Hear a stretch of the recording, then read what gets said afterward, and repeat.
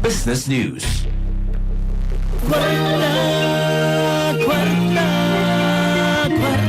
Sa kasikas sa Patigayon, monthly pension sa SSS muusbaw. Sunod buwan, si Katropang Cristel Joy Felarca sa report.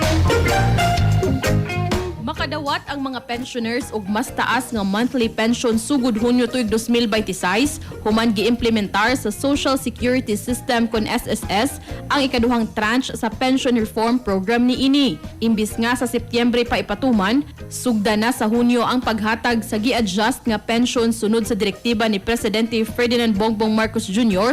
aron matabangan ang mga pamilya nga naapektuhan sa pagsaka sa presyo sa pagkaon, transportasyon, gasolina ug kuryente. Gibana-bana nga mokabat sa 6.5 billion pesos ang ipagawas gikan sa Hunyo hangtod na sa Agosto tuig 2026. Isip kabahin sa relief measures alang sa mga miyembro, pensioners ug employers nga naapektuhan sa inflation. Ubos sa adjustment, mosaka og 10% ang retirement ug disability pensions, samtang mosaka og 5% ang death ug survivorship pensions. Lakip sa makadawat sa adjustment ang mga pensioners sa retirement, disability, death ug survivorship pensions. Para sa atong mga katropa nga gustong palig-unon ang immune system, malikayan ang ubo, hilanat labad sa ulo ug di makahilab sa tiyan, ang Santhone Vitamin C, the Alkaline Vitamin C maoy haom alang kanato mga katropa.